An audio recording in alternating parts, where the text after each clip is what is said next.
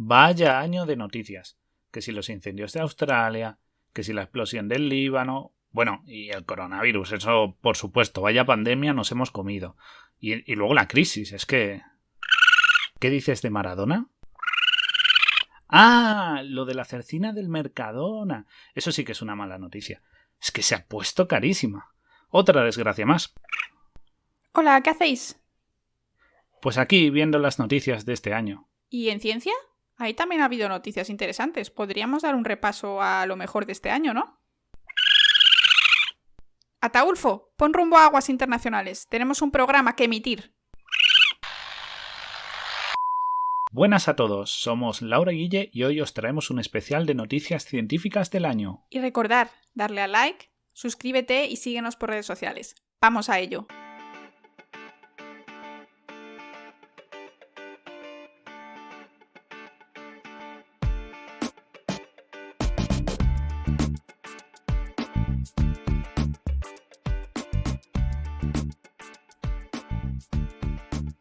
Bueno, pues vamos a comenzar con las noticias que tenemos preparadas. He de mencionar que las noticias que os vamos a contar han sido seleccionadas por la prestigiosa revista Science.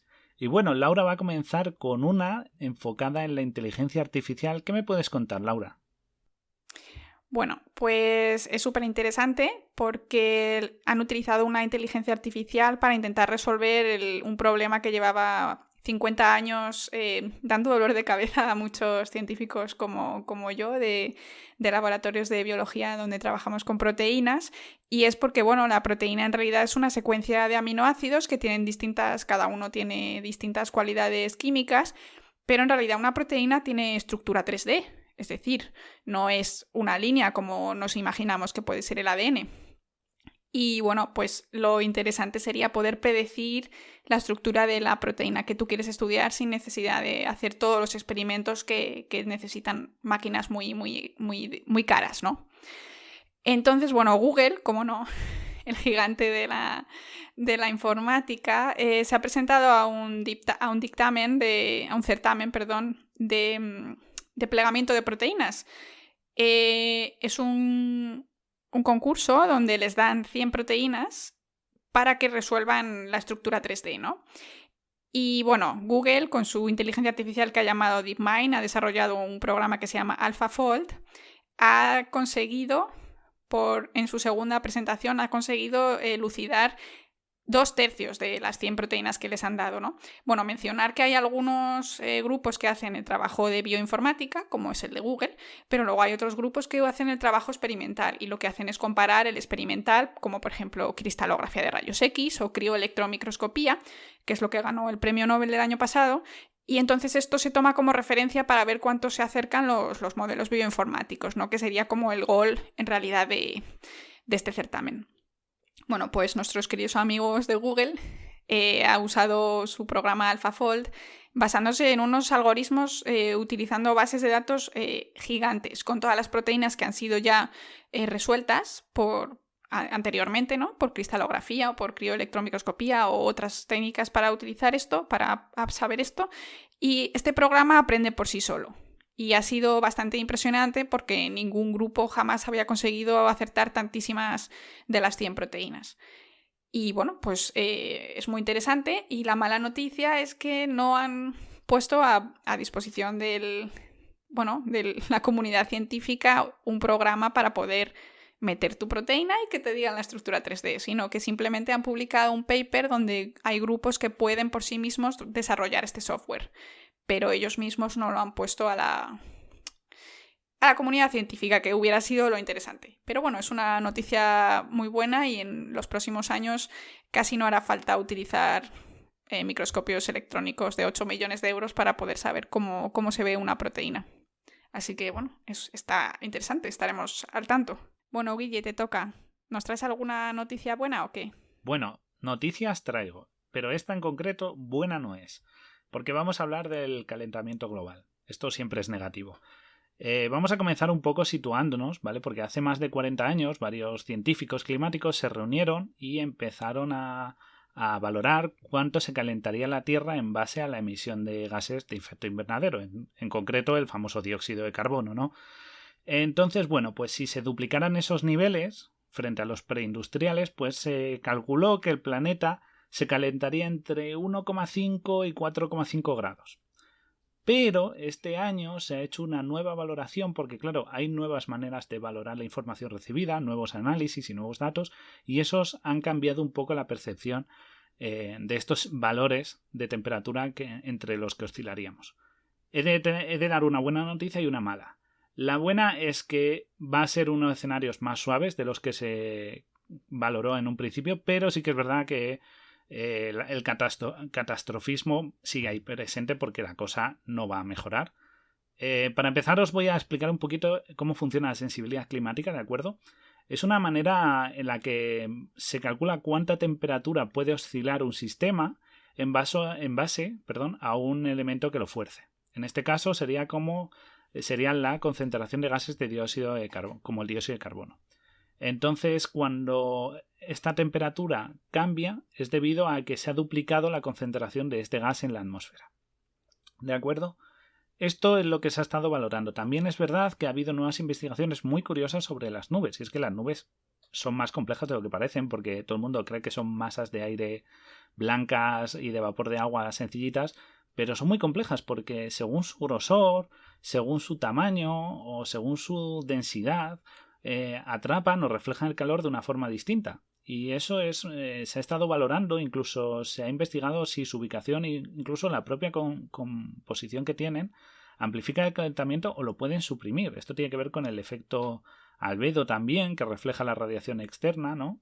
Y bueno, pues se ha visto que el calentamiento global que estamos sufriendo adelgaza las nubes bajas, que son las que bloquean la luz externa, y el aire, además, el aire caliente la seca y hace que se generen menos nubes, con lo cual es un problema porque perdemos ese bloqueo, esa protección que da a la Tierra la presencia de nubes.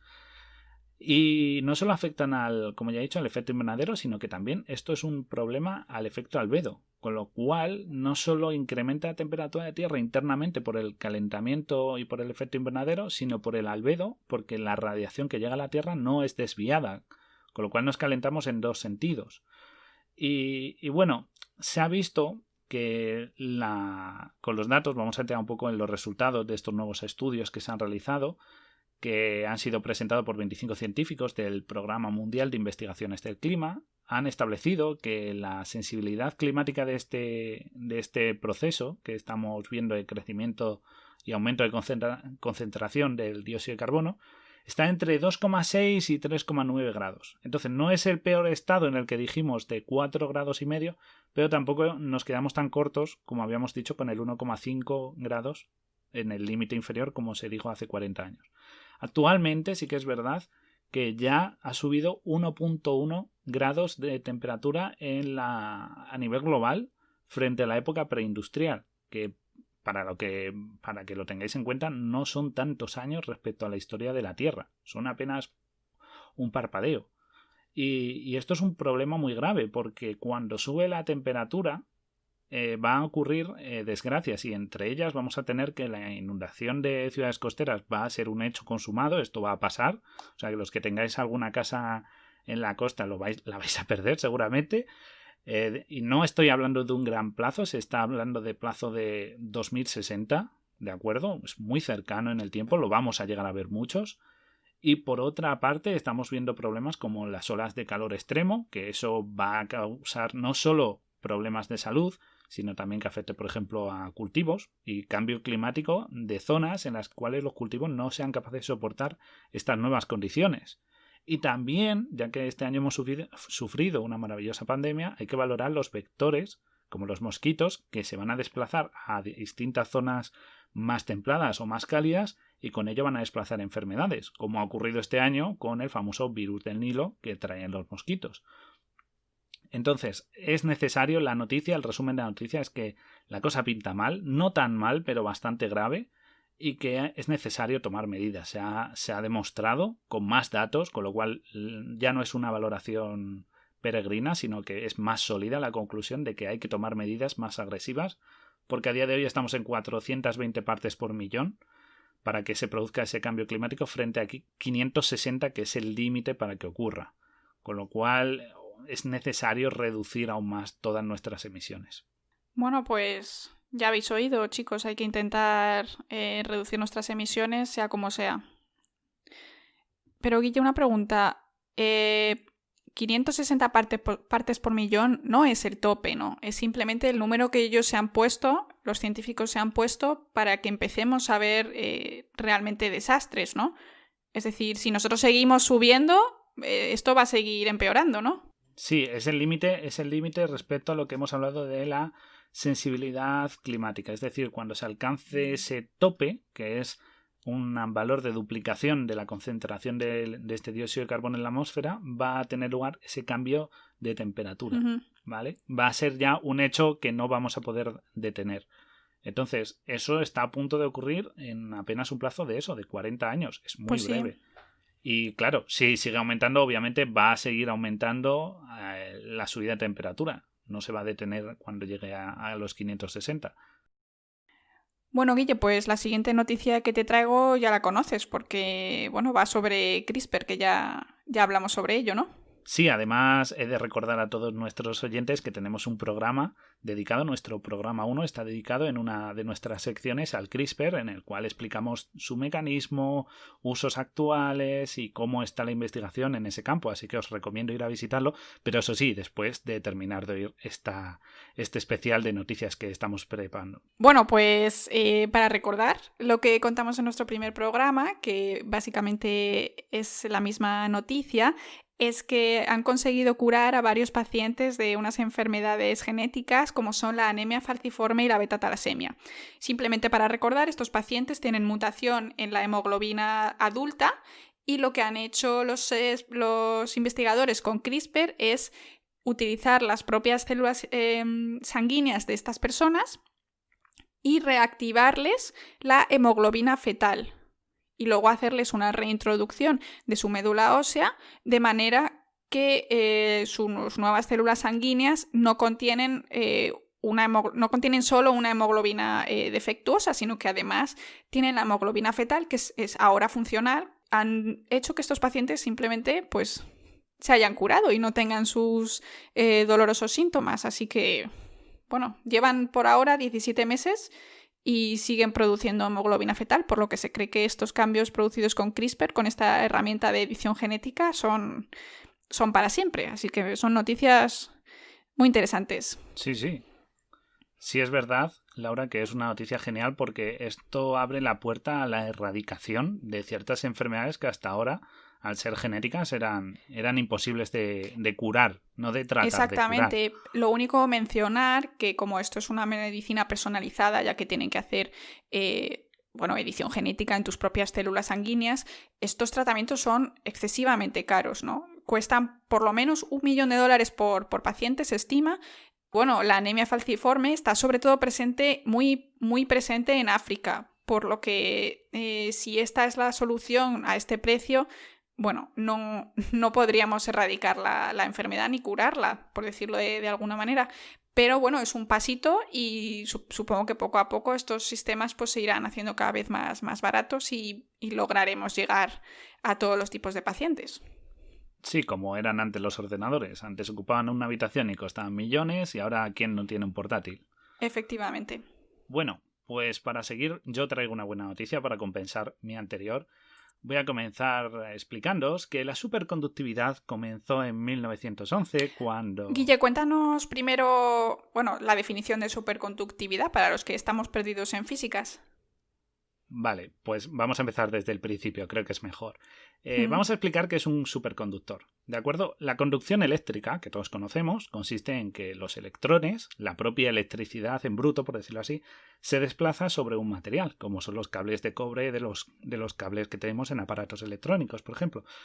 Estos electrones circulan por este soporte, pero hay un problema y es que todo soporte tiene cierta resistencia. Esta resistencia tiene dos efectos. El primero es que hay una pérdida de energía, es decir, que desde el punto A al B, los electrones que van por ese cable, algunos se van a perder, se van a quedar por el camino. Y aparte se va a calentar mucho el material. Y claro, en un cable pequeño, los cables que podéis no se calientan mucho, pero cuando queremos un cable de gran grosor o transmitir mucha energía, estos se calientan bastante y eso es un problema. Y claro, ahí entran los superconductores. ¿Qué es un superconductor? Pues es un material que cuando se le baja mucho de temperatura, pero mucho, hablando de menos 180 grados Celsius, pues sufren un cambio de propiedades, pasan a ser otra cosa y se vuelven super. Y entonces dejan de tener resistencia de tal manera que todos los electrones circulan ordenadamente por el material y no tenemos pérdidas de energía y se mantiene una temperatura baja, lo cual está muy bien. Pero claro, lo que gano por un lado lo pierdo en tener que gastar nitrógeno líquido para mantenerlos refrigerados. Hasta aquí la explicación. Y ahora vamos con la buena noticia. Y es que este año varios científicos han conseguido crear superconductores a una temperatura mucho mayor, sin necesidad de refrigerarlos hasta esos límites tan bajos con nitrógeno líquido. Y dirás, ¿y cómo han conseguido crear superconductores a temperatura más aceptable? Pues en vez de con temperatura lo han conseguido mediante la presión. ¿De acuerdo? Unos científicos han conseguido romper partículas de material entre dos puntas aplanadas de dos diamantes, ¿de acuerdo? Los diamantes, sí, diamantes como las joyas. Me refiero a esos diamantes que se utilizan en distintos campos. Pues aquí se han creado dos placas muy pequeñas, aplanadas, con diamante, que lo que hacen es ejercer mucha presión. ¿Cuánta presión? Pues millones de veces más alta de lo que nosotros tenemos en la superficie de la Tierra. Al ser diamantes aguantan muchísimo esta presión sin romperse, debido a la estructura del carbono. Estos yunques que utilizaron los investigadores en Alemania en 2019 consiguieron comprimir tanto una mezcla de lantano e hidrógeno que lo comprimieron hasta 170 gigapascales, para que nos hagamos una idea de la enorme presión que sufrieron, y crearon superconductividad a una temperatura de 250 grados Kelvin, que para que nos entendamos son menos 23 grados Celsius. Vamos, como irse al Polo Norte y ya está. Sí, muy frío, pero claro, pero sigue no tan requiriendo... Frío. Claro, aunque se baje esa temperatura, el problema es que al ser solo menos 23 grados, a temperatura ambiente sigue siendo demasiado frío. Hay que seguir refrigerando. No tanto, pero hay que mantener ese frío. Entonces, este año, los investigadores de Estados Unidos han batido ese récord y han conseguido que un compuesto de hidrógeno, carbono y azufre, ¿de acuerdo?, fuera comprimido a 267 gigapascales, ya estamos hablando de 100 gigapascales más, que es una brutalidad, y consiguieron una superconductividad a 287 Kelvin, que es 14 grados de temperatura. 14 grados es una habitación fría, ni siquiera requiere refrigeración. Entonces, esto es genial porque podemos crear materiales a una temperatura aceptable y que mantengan esa superconductividad. Pero claro, no hacemos las campanas aún al vuelo porque, claro, estos superconductores, en cuanto se les deja ejercer presión, pierden esa capacidad superconductora. Pero claro, hay una cosa muy interesante y es que los diamantes, que nacen en las profundidades de la Tierra, sobreviven después de seguir recibiendo presión, mantienen su estructura. Con lo cual están intentando averiguar si existe algún tipo de joya o material mineral que sea capaz de ser superconductor y mantenga sus propiedades al sobrevivir o al retirársele la presión ejercida, con lo cual puede que en un futuro nos topemos con un material que sea superconductor en estado natural y en eso están investigando este año, así que esa es la gran noticia. Bueno, pues esperemos que no nos suban mucho el precio de la electricidad por la necesidad de usar esas joyas como cables. Bueno, tú piensas que esto no solo se utilizaría como cable para transmitir energía. Por ejemplo, se puede utilizar para levitación. Para muchos los trenes bala, por ejemplo, utilizan parte de esta tecnología de levitación mediante imanes y superconductores, con lo cual esta tecnología ofrece muchas más posibilidades aparte de la de solamente trasladar electricidad de un punto A a un punto B. Ah, qué interesante. Pues bueno, esperamos con ganas. Y seguimos con Laura, que tienes una noticia dedicada al SIDA. He visto que es una noticia, bueno, siempre hay noticias sobre el SIDA, pero creo que esta es muy especial porque habla sobre unos pacientes que son inmunes al SIDA. ¿Cómo es esto? O sea, ¿cómo es posible ser inmune al SIDA? Bueno, no son inmunes al SIDA. Como los llaman en este estudio, los llaman controladores de élite. Bueno, todos sabemos que el VIH, ¿no? el virus de la inmunodeficiencia humana, es un retrovirus que se inserta en el propio ADN humano y así se esconde de nuestro sistema inmune. Por eso, cuando una persona se infecta de SIDA puede no tener síntomas durante X tiempo y luego desarrolla los síntomas, ¿no? Bueno, pues los llamados controladores de élite son gente que, aunque sí están infectados, no desarrollan nunca el SIDA. Es decir, no eliminan estos trozos de ADN de su propio ADN, pero no desarrollan nunca ningún síntoma. Pero nunca se había sabido qué era exactamente lo que tenían estas personas en comparación con otras personas que a lo mejor pues a los 3-5 años de infectarse desarrollan la enfermedad y tienen que tomar antirretrovirales y quedarse en un estado de enfermedad crónica, ¿no? Bueno, pues en este estudio han estudiado un total de 64 personas que eran estos los controladores de élite, ¿no? Y han visto que la diferencia entre ser un paciente normal de SIDA y un controlador de élite es dónde se ha insertado el virus del SIDA dentro de tus cromosomas.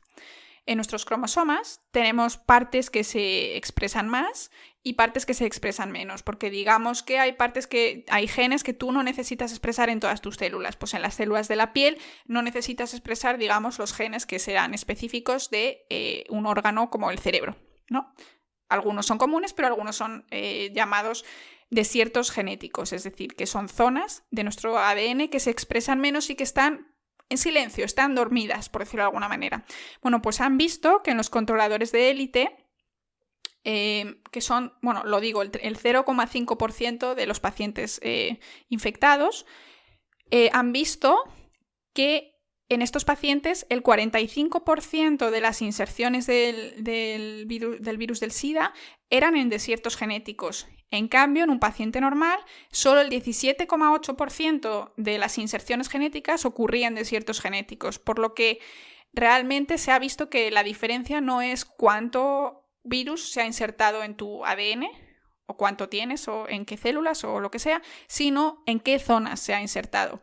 Bueno, lo interesante es que no se sabe muy bien porque hay gente que tiene más provirus, más virus del VIH en estos desiertos genéticos, pero han hecho una hipótesis de que hay gente que tiene alguna manera de eliminar estos virus de las partes más peligrosas, por decirlo de alguna manera, y dejar dormidos en las zonas de desierto genético. Entonces, esto a lo mejor lo que hace es que intenta cambiar un poco la dirección que está tomando el intento de la erradicación del SIDA en los pacientes, porque a lo mejor no es necesario eliminar absolutamente todas las inserciones, sino que a lo mejor es interesante centrarse en un esfuerzo menos titánico y centrarse en eliminar las que fueran más peligrosas.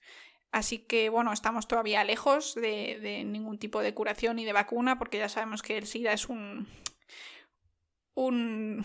virus, un maldito chingón, la verdad, mucho más complejo que el coronavirus, pero bueno, nos vamos acercando poco a poco a tratarlo de manera contundente. Sí, de manera más que tratarlo, yo creo que lo que hacemos es entender cada vez más al enemigo y cuanto más sabe de él, tienes más recursos para hacerle frente. Entonces, bueno, sí, esta idea es muy útil a nivel de poder dar una vuelta, ¿no?, a esta batalla y sobre todo ver qué factores, porque claro, esto es un conjunto de herramientas. Tenemos lo que averiguamos del virus, tenemos también CRISPR, como hemos dicho antes, tenemos muchas herramientas que al fin y al cabo se van combinando y algún día puede que den una solución conjunta. Exactamente. Pero sí que es verdad que cuanto más sabemos, mejor. Sí, y luego además esto yo creo que pone de manifiesto una cosa que, bueno, para los científicos está siempre clara, pero no siempre está muy clara para la población general, y es que la ciencia básica, simplemente el entender cómo funcionan las cosas, sin tener ninguna pretensión de curar el cáncer, de salvar el mundo, es súper importante. Porque la mayoría de los descubrimientos que se hacen se basan en estudios que simplemente decían esta proteína se activa por este aminoácido y ya está. Entonces, en un momento que tú publicas ese paper dices, bueno, lo mío no es muy relevante, no es muy importante, pero a lo mejor 30 años después descubren CRISPR-Cas. Y entonces, bueno, pues tanto esto como lo que decía Guille, todos estos pequeños avances van sumando, entonces arriba la ciencia básica también. Sí, todo suma, todos son ladrillos que montan parte de este muro que son los descubrimientos, ¿no?, científicos. Uh-huh. Y bueno, yo os voy a seguir con otra noticia que creo que es bastante curiosa y además resuelve un misterio muy especial para todos los astrónomos, si a alguien le gusta la astronomía.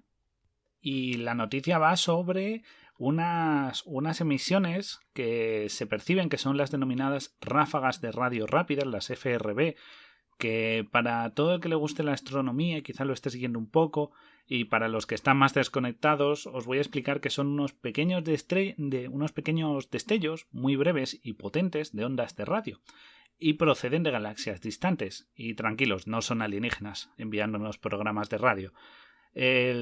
Pero esto también se pensó, ¿verdad? Porque estaba muy cuestionado si eran señales de alien, sobre todo al principio, ¿no? Sí, en verdad existe un chiste que decía que existen más teorías sobre qué causan estas emisiones, estas ráfagas, que hay más teorías que causas.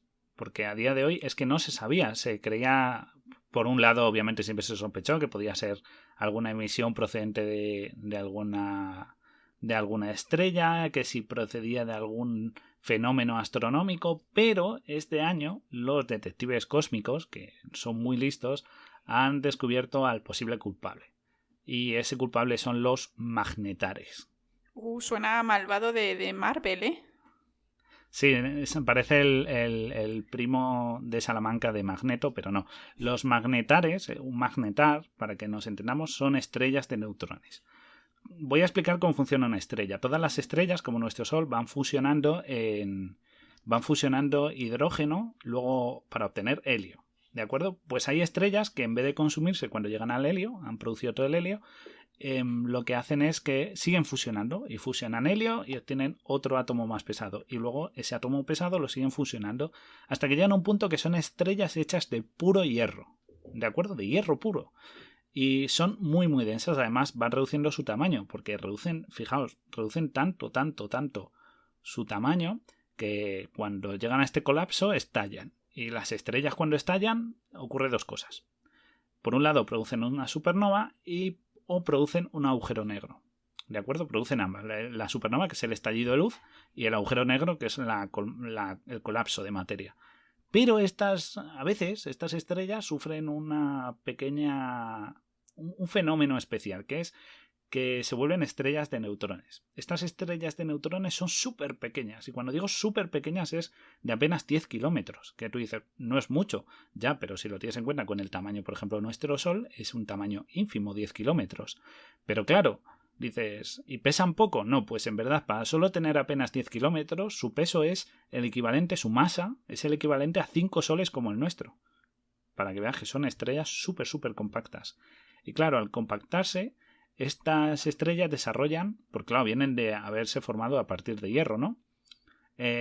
Desarrollan unos campos magnéticos muy extraños que oscilan de una manera especial, como si fuera un faro. Empiezan a girar muy rápido y a oscilar, y emiten pulsos con esos campos electromagnéticos, ¿de acuerdo? Estos giros suelen ser bastante rápidos, ¿de acuerdo? Y el problema es que detectarlo ya se habían detectado anteriormente en otras galaxias, pero ningún telescopio era lo suficientemente potente. ¿Qué ha pasado? Que este año el Canadian Hydrogen Intensify Mapping Experiment, que es un telescopio de navegación pionero, que se encarga de percibir estas ráfagas que hemos mencionado al principio, pues en una región muy determinada del cielo detectó una serie de emisiones y coincide con la presencia de un magnetar en esa región, que es el llamado SGR 1935-2154, y que estaba actuando al mismo tiempo, de tal manera que se solapó la idea de que podría ser esas ráfagas provenientes de ese efecto faro de girar sobre sí mismo el magnetar, porque aparte de estas ráfagas se han detectado también rayos X y rayos gamma, que son un efecto, una consecuencia de los estrellamotos. ¿Una estrellamoto? Sí, una estrellamoto. Igual que hay terremotos, que es la sacudida de la Tierra, pues están los estrellamotos, que son la sacudida de las estrellas. Si no es que tiemblen, lo que os ocurre es que se reorganizan de manera brusca sus campos magnéticos y cuando se reorganizan colapsan y emiten radiación. Una radiación gamma muy potente. Si estuviera a menos de 10 años luz, nos borraba del mapa a toda la vida de la Tierra. Pero bueno, esta está muy lejos, por suerte. Y entonces, claro, hay algunos astrónomos que los estudian, que dicen que finalmente esta puede haber sido la causa. Pero no entienden todavía de dónde han salido esas ondas de radio. Dicen que puede ser parte de esa emisión de rayos gamma y vaya incluido ahí las ondas de radio. También se puede decir que procede de la superficie del magnetar, cuando se reorganiza el campo magnético. O sea, todavía no lo tienen definido la causa exacta, pero saben que procede del magnetar en sí. Bueno, pues no se ha resuelto del todo, pero bueno, estamos más cerca, ¿no? Entonces. Sí, aunque se puede sospechar que en verdad estas radiaciones vengan de aún más lejos todavía y que sean de que un efecto de que las ondas de choque cuando chocan contra nubes de partículas cargadas generan pulsos de radio similares a los de un láser. Entonces, bueno, estos teóricos van a seguir investigando a ver cuál es la verdadera causa. Bueno, pues seguiremos atentos. A ver qué nos cuentan en el futuro. Bueno, Guille, y una de las últimas noticias que traemos va sobre las aves. Así que a mí me gustaría dedicarle esta noticia a mi madre porque especialmente no le agradan demasiado las aves, le dan miedo los pájaros, sobre todo los que se meten en casa y no saben cómo salir. Y a veces resulta bastante gracioso. Así que, bueno, un saludo para mi madre, que no sé si le va a hacer mucha gracia esta noticia, ¿no? Pues no le va a hacer nada de gracia porque la noticia nos dice que las aves son más inteligentes de lo que nos creíamos. Son más listas y se están organizando... No, eso último no. Pero sí que es verdad que se creía que las aves pues son animales con un cerebro muy pequeño y claro, pues no solo por el tamaño del cerebro, sino por su distribución de las neuronas, pues se creía que no eran muy listas. Como mucho eran capaces de reconocer patrones y tal. Pero un nuevo estudio ha revelado que parte del cerebro de algunas aves se parece bastante al neocórtex humano. Y el neocórtex, para que nos entendamos, es una estructura, una parte de nuestro cerebro en la cual las neuronas están organizadas en capas horizontales y se entrelazan con columnas que se conectan entre sí a las células nerviosas, de tal manera que da una estructura muy compleja que es la que nos permite tener pues una inteligencia superior, ¿no? Entonces se pensaba que las aves carecían de esto y por lo visto pues no, tienen esta estructura y nos dice que los cuervos son incluso más conscientes de lo que nos creíamos. Laura, ¿nos cuentas esto de los cuervos? Sí, bueno, otro estudio que salió más o menos paralelamente a este, pues ha intentado analizar si los cuervos son conscientes, ¿no? Entonces el experimento que hicieron fue con cuervos que crecieron directamente en laboratorios y se les había enseñado desde siempre que cuando veían cierta señal lumínica con unos, ¿cómo dicen aquí? Secuencias de luces parpadeando en un monitor, los pájaros habían aprendido a mover la cabeza hacia cierto lugar, ¿no? Y a la vez les habían puesto electrodos en el cerebro para ver si había comunicación neuronal. Bueno, pues vieron que sí, que cada vez que había comunicación neuronal, los córvidos, los cuervos, giraban la cabeza. Pero cuando las luces eran de una intensidad muy bajita, tan bajita que no lo ves conscientemente, pero si has aprendido algo de manera muy automatizada, las neuronas sí que hacen la actividad. Es decir, las neuronas igualmente tenían comunicación entre sí, pero el cuervo no movía la cabeza. Y esto les ayudó a deducir que eran ellos los que habían decidido mover la cabeza, que no era algo aprendido automáticamente sin pensar. Entonces, bueno, básicamente saben lo que hacen y te están vigilando. Sí, son más listos. Son más listos y no reaccionan por solo el estímulo. Y claro, esto, combinado con lo que descubrieron los neuroanatomistas, que han visto que eso, la parte del prosencéfalo de varias aves, entre ellas palomas mensajeras, los búhos, se ha descubierto eso, que los nervios en esa parte del prosencéfalo, se conectan igual, de manera vertical, en columnas, como hemos dicho, y en capas horizontales, como en el neocórtex, con lo cual nos da una idea de que las aves tienen cierta conciencia sensorial, aunque es muy rudimentaria, ¿de acuerdo? O sea, no nos preocupemos, pero es muy parecida a la que tenemos los humanos. Entonces, esta presencia tanto en aves como en mamíferos, ¿no? Porque los mamíferos también, no solo los humanos, sino otros mamíferos también lo tienen, sugiere que que la conciencia, el concepto de ser consciente, no está tan cercano en el tiempo, sino que puede ser anterior, ya que se remontaría a las aves, no a los mamíferos como tal. Pero sí, se demuestra, las aves aún así son muy inteligentes. Tenemos muchos ejemplos, como no solo los famosos loros, sino comportamientos en cuervos, en palomas, en gaviotas, que la verdad es que son muy sorprendentes cómo son capaces de razonar, llegar a razonamientos sencillos con los estímulos suficientes. Incluso utilizando, bueno, no herramientas, pero casi como herramientas, ¿no? Los cuervos se sabe que son capaces de aprender en las ciudades que si dejan las nueces en un paso de cebra, cuando pasan los coches con las ruedas, abren los frutos secos y después, cuando se vuelve a poner en rojo para los coches, pasan tranquilamente a comer sus frutos secos abiertos. Es decir, son capaces de deducir que por ahí va a pasar un coche y va a romper. Eso a mí me parece impresionante, sinceramente. Así que, bueno, no sé, yo me andaría con ojo. Sí, porque es un comportamiento que además están desarrollando en conjunto con nosotros, porque nosotros también estimulamos esa evolución intelectual, ya que al convivir con nosotros y modificar su entorno, ellos tienen que desarrollar nuevos mecanismos cerebrales de adaptarse o de sacar ventajas, como son los pasos de cebra, o por ejemplo el uso de estructuras que nosotros tenemos. Entonces esa inteligencia también marca una diferencia, una evolución, no física, pero sí de otra manera cognitiva, podría decirse. Pero bueno, hay una última noticia que yo creo que es importante que mencionemos este año de pandemia, ¿no? No solo por el coronavirus, que ha sido un problema real y que ha afectado a todas las partes del mundo, sino el logro científico que ha supuesto las vacunas.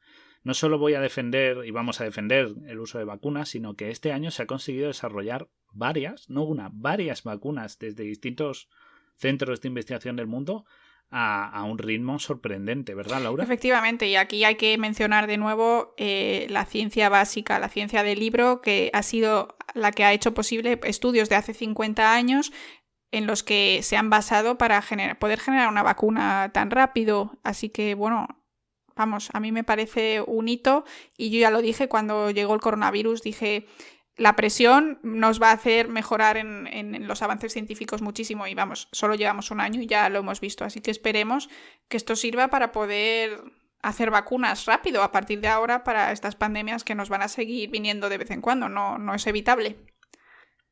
Sí, por supuesto, y sobre todo defender la ciencia a nivel nacional aquí, porque tenemos investigadores muy buenos a los que no se les presta bastante atención. Yo he podido hablar con Vicente Larraga, que es el que está desarrollando, el que tiene la propuesta de vacuna española más cercana a que se lleve a cabo, a que se desarrolle. No tan rápido como Pfizer y Moderna, pero sí que es verdad que la tiene muy desarrollada.